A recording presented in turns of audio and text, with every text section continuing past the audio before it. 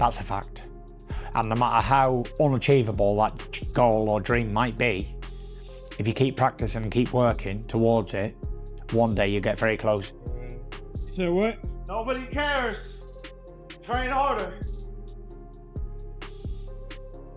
There's been some talk about possibly Joshua using Jake Paul as a tune-up to fight you. What are your thoughts on that? I don't know about tune-up. I think Jake Paul knocks him out. Seriously? Yeah.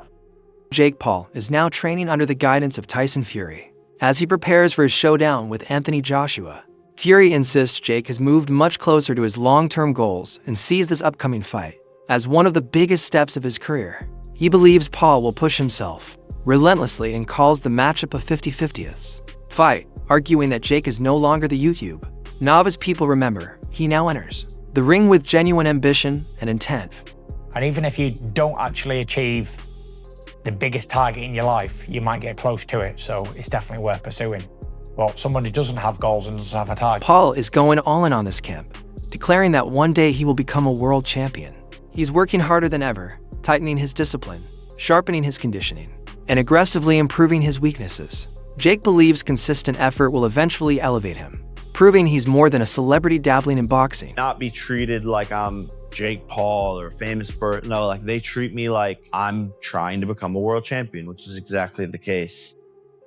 Tyson Fury maintains his belief that Jake Paul has a real shot at defeating Anthony Joshua, praising the massive strides Jake has made. Fury urges critics to stop underestimating him, arguing that Paul has evolved into a focused and dangerous contender, capable of surprising even established heavyweights. About possibly Joshua using Jake Paul as a tune-up to fight you. What are your thoughts on that? I don't know about tune-up. I think Jake Paul knocks him out. Seriously? Yeah. Why so? What impresses you about Jake Paul? I just think Jake Paul would knock AJ out. I think AJ spent fourth, and I think Jake Paul's on the rise. And I like his new heavyweight look. Always been driven by business. And Barry Hearn makes that point crystal clear when discussing Joshua versus Paul. The legendary promoter argues that Joshua must give serious thought to this fight because boxing revolves around financial gain. While some may question the sporting merit, the revenue potential is enormous. For fighters, promoters, and fans alike, a Joshua Paul event could break earnings records, making it hard to ignore simply on the basis of tradition. He should fight Jake Paul. What's your view on that, Barry? Money. Don't be silly. You know, I mean, you're mostly sensible, aren't you? Mostly. Of course, we're all purists at heart, but purism doesn't necessarily pay the bills. And boxing is a money business. And the day we don't accept that and then move on, we won't understand why certain things happen. So if that fight's there next week and it's signable and they can do Joshua against Tyson Fury next year, take the Jake Paul fight in December, go and do it. 100. Sports analyst Simon Jordan has weighed in on Jake Paul's unconventional journey.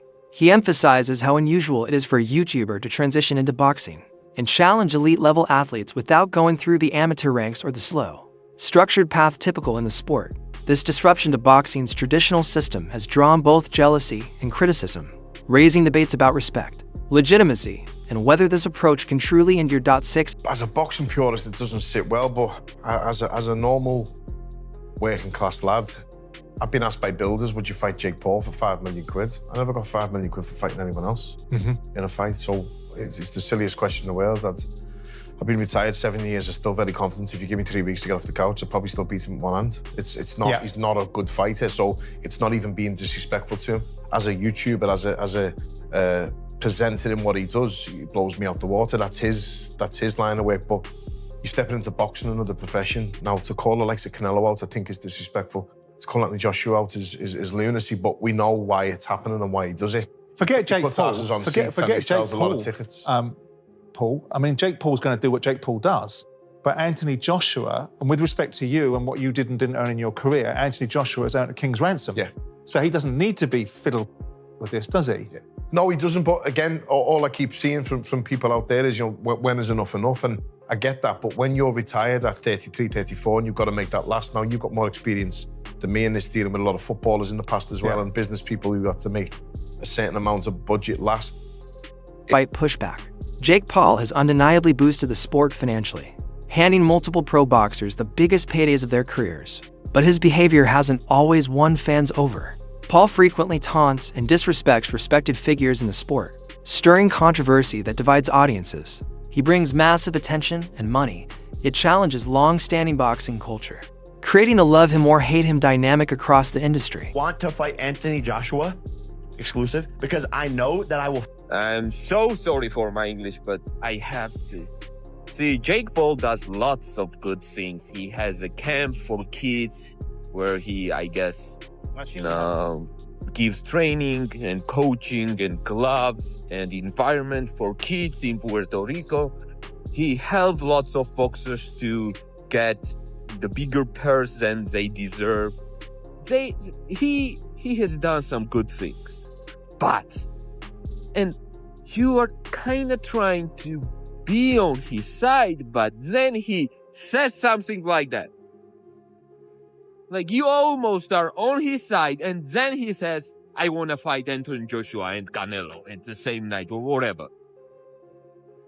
Jake, fighting Anthony Joshua and Canelo is not fighting Tyron Woodley or 60 years old Mike Tyson with Alzheimer's. Anthony Joshua is able to literally kill you. No doubt. If his mission is to kill you on the ring, he will kill you. You lost against Tommy Fury. Tommy Fury won against you.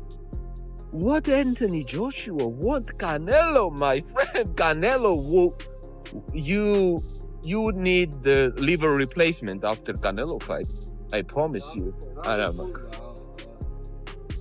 So stop doing that shit. Do the good things you are doing, and we'll be on your side. Just stop saying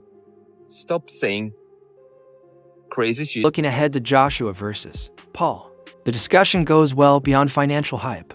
Comparisons to the Gervonta Davis exhibition highlight how different this fight would be. Davis was too small to truly threaten Paul, but Joshua is a completely different beast, bigger, stronger, and vastly more experienced. Analysts stress Joshua won't treat this as a joke or a celebrity spar. He wants a serious boxing contest where skills and power collide.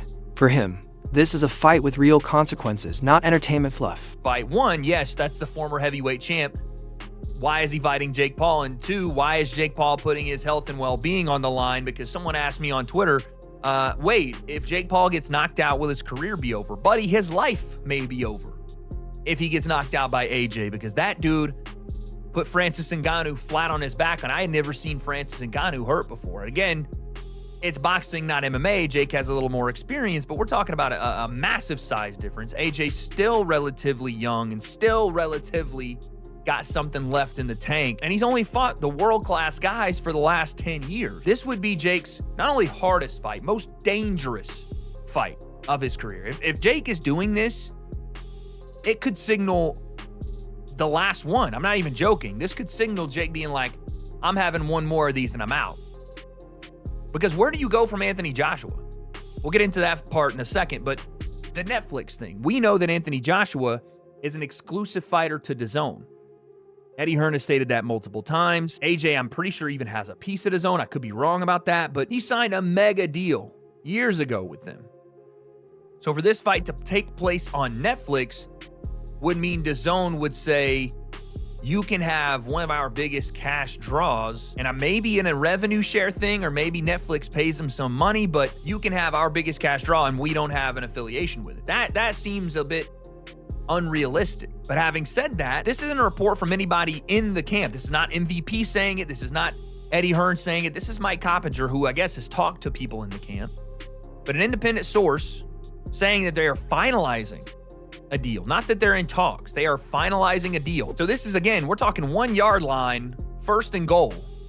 I'm not sure Anthony Joshua's going to play the game like everyone else. And it could be fairly calamitous, I think, if Joshua stepped into a ring with Jake Paul. But we're going to watch it because we want to see Jake Paul get knocked the F out. We do. Everyone wants to see it. I mean, I've even said it to him. I was looking forward to Mike Tyson him knocking the fuck out. Doesn't surprise me. He's looking for the biggest names out there, and it just shows that he's prepared to put himself on the line to promote himself. Would it be more competitive than the Ngannou fight, in your opinion, or less? That's a very good analogy. It's a very good comparison. Much less competitive. I mean, I think it's got to be at that level of exhibition bout. I think it's a very dangerous fight for Jake Paul. Very dangerous. He's probably got one chance to try and counterpunch. And if he catches Joshua, he might do something, but I see that as a